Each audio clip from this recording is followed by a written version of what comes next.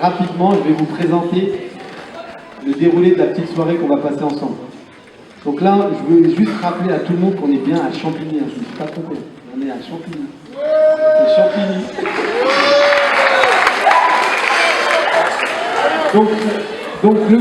Rapidement, le petit déroulé de cette soirée, on va recevoir des artistes campinois qui nous ont fait le plaisir ce soir d'être parmi nous. Donc je vais vous présenter rapidement le Red Slam Club de Champigny avec Romain Talamoni. Tu peux me rejoindre? Super Romain. Donc très rapidement, ce qu'il faut savoir, c'est que c'est un club qui existe depuis 2016.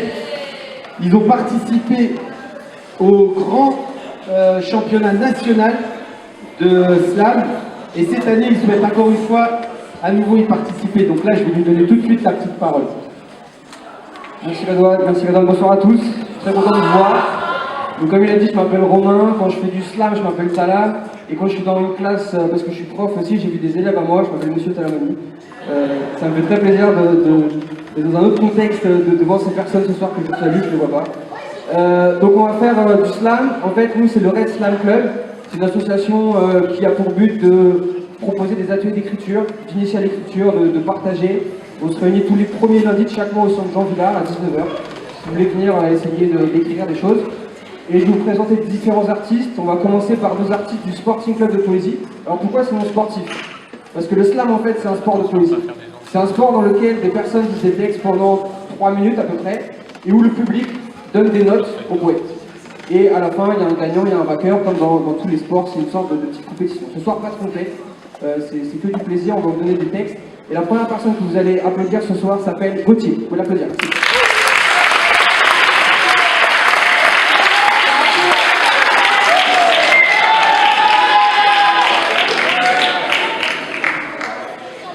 Yo! Oh, vous êtes chaud ou quoi? Magnifique. Le trac, la pression, tu connais. La pression. C'est comment?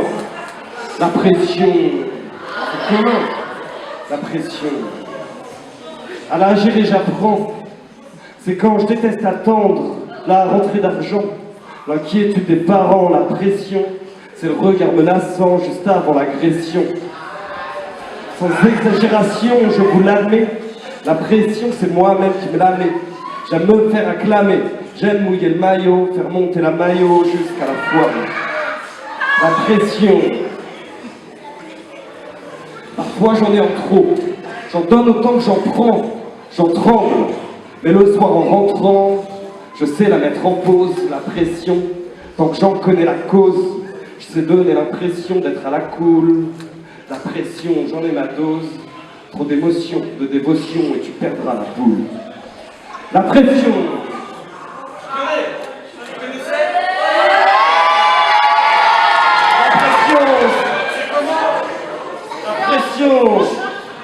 C'est commun. Merci à tous.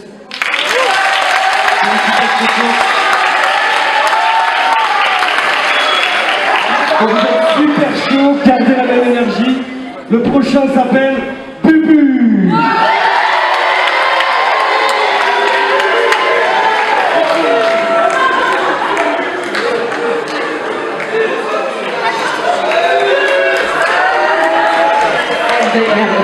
Monsieur Dan, bonsoir. Alors vous avez bien accueilli mon collègue Gauthier, voilà. Donc lui il a fait un texte sur la pression. Oh ben bienvenue. C'est impressionnant. Alors, l'amour. Moi je parlais de l'amour. Ah moi je vois pas là, donc bon c'est pas grave, laissez bien. L'amour c'est la source qui met de bonne humeur. Ne jouons pas les ours, trouvons-nous des sœurs. Et là pour tous. Surtout pas de jaloux, beaucoup de câlins, des bains de bisous. Y'a moyen, pas besoin de faire les relous. L'amour c'est selon tout un chacun. N'est pas le bras long vers les beaucoup, tout au bon goût, même les catins. Ah. L'amour star, oui, l'amour stable soulage, des êtres en naufrage, cadre équilibre, des garçons trop libres. Moi, elle me manœuvre à travers ses lèvres, une bouche qui embrasse remplie de sagesse. Cette femme c'est la bonne, la mienne, la sienne, on forme un tandem, badaboum je l'aime. Homme de foyer épique, elle me croque, je lui quitte le côté romantique que j'ai en stock. Le couple est une pirogue qui surfe sur les vagues, un anti-anxiolytique qui guérit face au choc. Son sourire anime même les plus défunts. Puis d'acquis, je reste ici, je kiffe bien être dans son jardin. L'essentiel c'est d'être en paix. C'est important d'être en paix pour s'adulciner. Ah ouais, grave.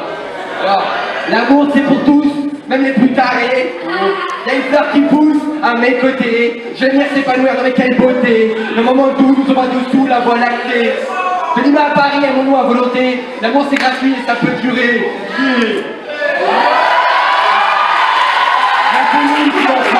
Accepte que je me trompe, me trouve archi-top même lorsque ma joie s'estompe. Sa présence ouvre le champ des possibles. Tout paraît acceptable, qu'importe mon sort, les belles romances transforment les roses en fleurs. Oui, on peut ne pas avoir peur. Alors c'est ça le refrain. Si tu trouves l'amour, savoure le choix le pour toujours. Si tu trouves l'amour, le choix le pour toujours. Je t'aime, mis à mort, tous les jours. Alors ça sent comment une s'il vous plaît, merci. Alors, je t'aime, mis à mort, tous les jours, je savoure le bonheur. Du coucher à l'aurore, je kiffe. Bref, tout ça pour dire que j'espère que vous avez passé une bonne soirée. Et maintenant je vais lancer un autre poète qui va passer sur scène. On peut l'encourager super fort, s'il vous plaît. Il s'appelle Monica. On peut encourager Monica.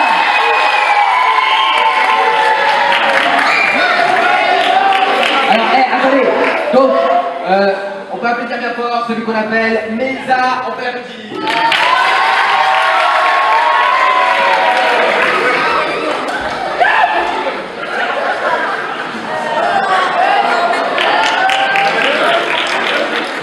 Bonjour à tous, je m'appelle Mesa, je représente le Red Flag Club et ce soir, je vais parler de paix. Pas de justice, pas de paix, c'est-à-dire que les deux font la paire. D'un côté, hausse des inégalités, de l'autre, la violence aveugle qui suit la perte de repères. Mais la paix, ce n'est pas l'absence de colère. La paix, ce n'est pas se cacher entre quatre murs, quatre remparts, garder pression un petit confort qu'on enferme. La paix, on peut la trouver même en enfer, dans les confins de nos cœurs, dans les yeux de nos frères, dans les sourires de nos sœurs. Et si les États font la paix militaire, c'est pour se lancer dans des guerres économiques, des guerres idéologiques. Ils baissent les canons et dégainent les politiques publiques.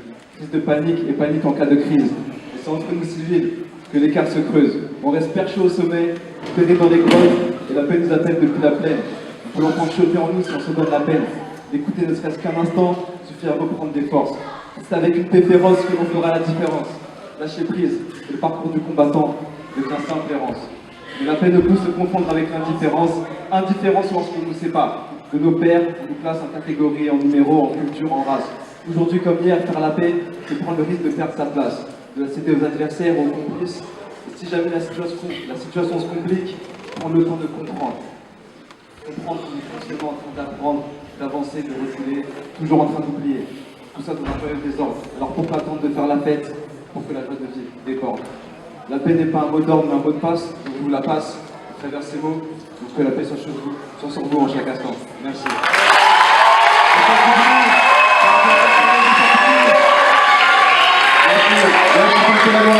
C'est la paix quand même, donc salam.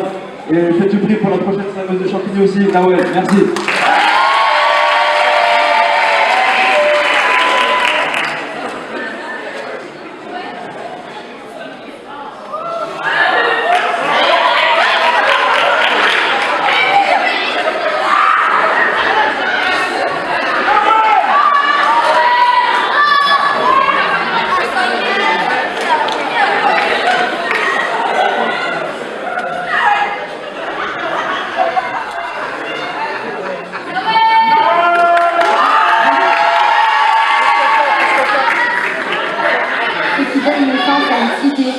L'impuissance où se trouve chaque individu. C'est aussi notre incapacité à nous battre pour les causes qu'on pense perdues. Seuls, on faiblit, alors on se laisse guider par d'autres esprits, soi-disant plus sages, alors que leurs idées ne sont que de passage.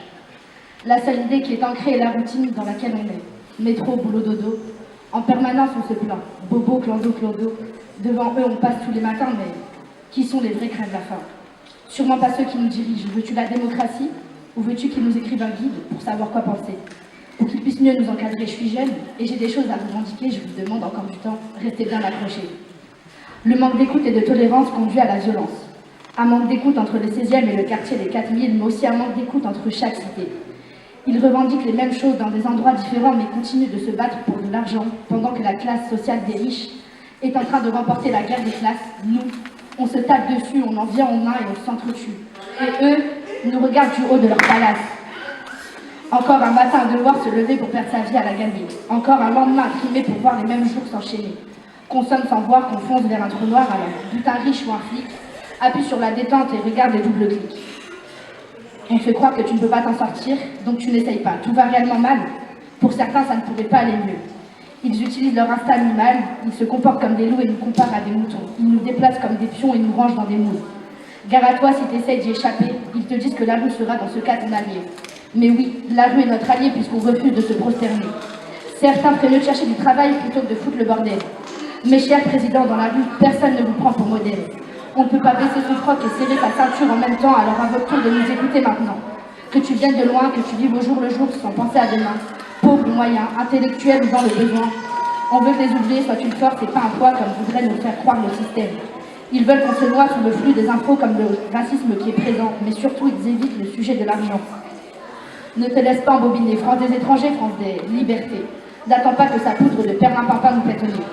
Ce n'est pas parce que la connerie se cultive et que certains ont la main verte qu'on doit patienter sagement en attendant que tout change doucement. Ne tombe pas dans leur jeu, ne laisse pas éteindre ta flamme de l'espoir peu à peu. On veut changer le monde, on entend partout la colère qui gronde, mais changer le monde commence par se changer soi-même. Oui, changer le monde commence par se changer soi-même. Alors avant de nettoyer au Karcher, les banlieues ou l'Élysée, avant de foutre à feu et à sang notre vie et celle de nos parents, prenons le temps de réfléchir et savoir mettre de l'eau dans son vin et voir le verre à moitié plein. Le vrai problème ne vient pas des noirs, ni des blancs, ni des gens différents, mais plutôt de l'argent qui contrôle notre monde pour l'instant. Alors prenons notre courage à 2 mains, à 10 mains, à 130 millions de mains, puisqu'on est 65 millions d'humains en France du moins, afin de s'entraider, car c'est maintenant que ça doit changer. Mais ça, c'est seulement si vous le voulez. Mais ça, c'est seulement si chacun a un peu de bonne volonté. Du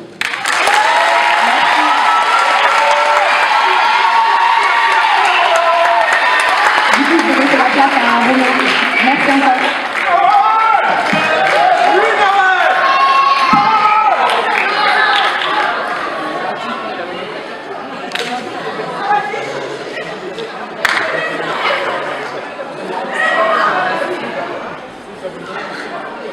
Est-ce que vous êtes encore chaud ou pas?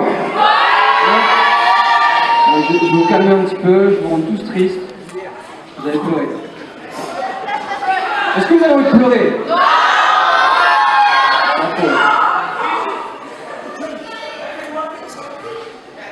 Je ne suis pas SDF, puisque mon domicile est fixe. Je vis encore chez ma mère, la rue, je suis son fils. Je suis optimiste, j'écris des vers à moitié pleins. Je fais ça dans le but de boire un verre, de manger une bouchée de pain. À défaut d'avoir un pull, tous les soirs je fais la manche. Je me trouve ridicule et c'est rare que quelqu'un se penche. J'écris des textes, car ma chance a tourné, mais les gens me détestent car je gâche leur journée. Je gratte des poèmes, avec une plume de pigeon. Je me focalise sur la forme car je touche le fond, l'argent est un fardeau. Je garde la dette sur les épaules, même si la crise de l'immobilier ne touche pas ma piole. Pour l'État, je vis. Sous le ciel, pour finir ce moment slam, vous pouvez applaudir la dernière fois pour le slam, c'est Alidea, on l'applaudit.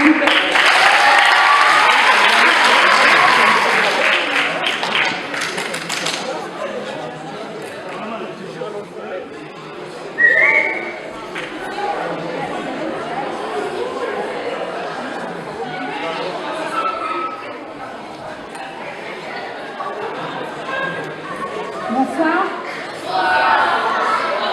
Je m'appelle Alidea et je vais vous raconter 2 petites histoires.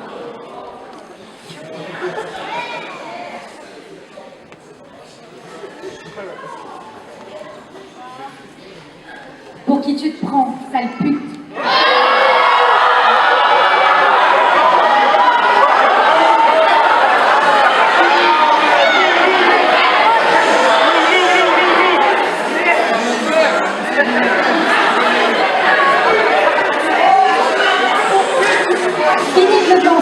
Aujourd'hui, Maxime le dit, et les autres aussi le disent. Les autres, ça fait même longtemps.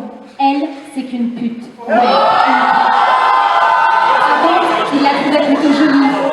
aussi les filles, c'est souvent très bête. Ellie savait pas vraiment si elle était bête, ça battait fort dans sa poitrine quand il l'approchait de trop près, puis il parle pas avec les filles, puisqu'il sait qu'elles sont souvent très bêtes. À table! Ce soir, c'est brocoli, et sa sœur râle parce qu'elle les trouve trop dégoûtants. Alors Maxime lui dit que les brocolis, c'est vraiment pas dégoûtant, par contre, elle est vraiment bête, comme toutes les filles. Répète voir ça à maman, lui glisse doucement sa frangine. Je suis sûre qu'elle va adorer apprendre qu'elle aussi, elle est bête. Mais Maxime se défend. J'ai jamais parlé de maman, puis maman, c'est pas une fille. Maman, c'est une maman. Mais avant d'être une maman, bah c'était aussi une fille. Réfléchis 5 minutes. Moi aussi, un jour, peut-être, je serai une maman. Maxime ne sait plus quoi dire. Et il pense à cette autre fille. Pour qui tu te prends, sale pute. Il imagine un garçon dire à sa maman avant qu'elle ne soit une maman, pour qui tu te prends, sale pute. Maxime a 11 ans et a un Facebook comme un grand. Il a envoyé ce message avant le repas vers 7h30. Les messages, c'est facile. Son cœur n'a pas battu si vite lorsqu'il l'a envoyé. Puis les autres aussi l'ont fait avant lui. Puis même les grands le font. Il entend souvent son voisin crier à sa femme que c'est une salope. Maxime n'est déjà pas sûr de ce que c'est une pute, alors encore moins une salope, mais il l'entend. Et les adultes nous disent souvent que ce qu'ils font est juste et que c'est d'eux qu'on doit apprendre. Maxime n'aime pas qu'on se moque de lui. Il l'a dit quand il était en CM1, il pensait qu'ils étaient ses copains, mais apparemment, être gros, c'est pas être assez bien. Il se demande si le voisin, quand il était petit, disait aux filles sur Facebook que c'était des sales putes. Il se dit qu'aujourd'hui, le voisin, il a plus besoin de Facebook, il le crie même bien fort, puisqu'on l'entend jusque dehors. Maxime, lui, en a pleuré jusqu'en 6e. Aujourd'hui, il a banni les miroirs, il ne s'habille que dans le noir. Certains ont dit, c'est pas grave, ce ne sont que des enfants. Mais si les mamans avant, c'était aussi des filles, les grands ont bien été des enfants. Maxime termine ses brocolis. Ils sont froids. Et il ne se sent bizarrement plus aussi fier d'avoir pu envoyer sa violente missive. Pourtant, là au moins, il était comme les autres. Mais les autres, c'est toujours un peu flou. Même s'ils en viennent à faire des trucs fous, on s'y rattache obstinément et on détourne le regard. Dans la cour de récré, les mots qui fusent et qui blessent. Pourquoi se rabaisser à dire ce qui caresse, hein, se rabaisser? C'est quoi encore ça, un truc de pédé, comme le vendeur d'à côté? Papa le dit à chaque fois qu'on passe devant sa vitrine, celui-là, il a jamais dû goûter de cyprine. Moi, c'est mon point, que je lui ferais bien avaler. Ils aiment bien ça avaler, hein, tous ces pédés. Les petits se disent des choses méchantes. Pas très fort, pour pas qu'on les entende, car ils ont vraiment très peur de ce que vont penser les grands. Mais les grands, eux, disent des choses vraiment très méchantes et très fortes. Et personne ne leur dit que ce qu'ils font, bah c'est petit. Merci.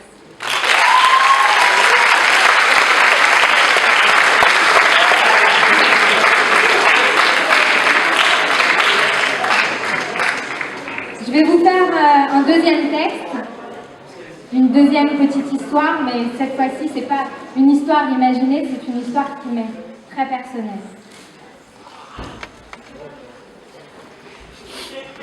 Ma main te touche pour la dernière fois. Une troublante chaleur s'installe sur le plat de ma paume. Giorgio, années 30, Italie. Mussolini a rendu les foules enveloppées dans le brin de sa chemise.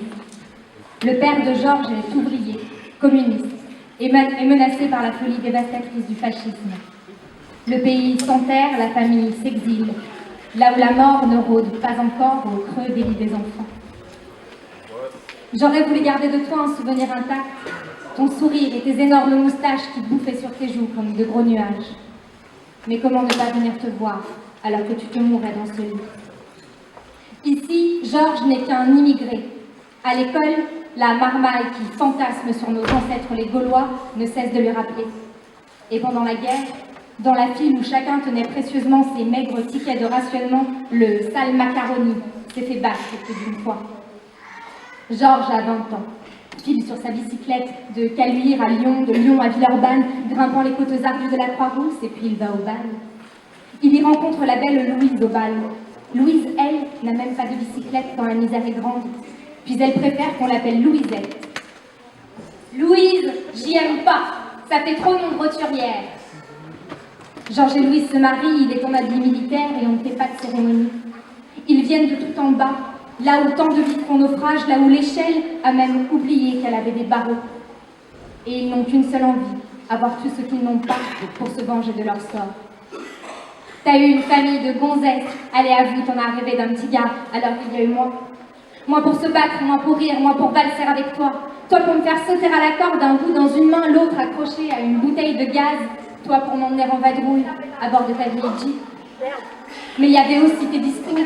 Putain, ce qu'ils ont pris, les Arabes et les Noirs, et quand tu me parlais de racisme, tu ne t'en rendais même pas compte, parce que tu ne parlais que de ton histoire. Interdit aux chiens et aux Italiens. Comment as-tu fait pour ne pas faire le rapport? Pourquoi cracher sur les boches et entendre encore claquer leurs bottes et rire lorsqu'on te dit qu'il faudrait tous les tuer, les juifs d'abord et les arabes après? Cette phrase résonne encore comme quand elle est entrée dans ma caboche de mioche qui avait déjà compris que c'était grave, c'était vraiment pas pour jouer. Et comment j'aurais fait moi pour t'aimer si cette phrase, c'est toi qui l'avais prononcée? Georges est français, sa carte d'identité le dit, mais pour lui les racines ne sont que de mauvaises herbes.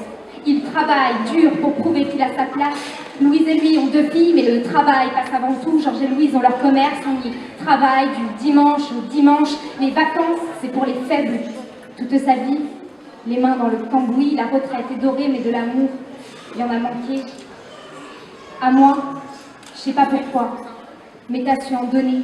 70 piges bien tapées, t'as voulu te souvenir de ta langue, mais t'avais presque tout oublié. Et aujourd'hui, t'es mort, et moi, je te pleure. Pourtant, qu'est-ce que tu étais un parfait, un vrai salaud parfois, mais un peu mon salaud à moi. Aujourd'hui, tes cendres sont juste là et ma main te touche pour la dernière fois. Une troublante chaleur s'installe sur le plat de ma paume. C'est toi, c'est l'italien. Est-ce qu'il y a quelqu'un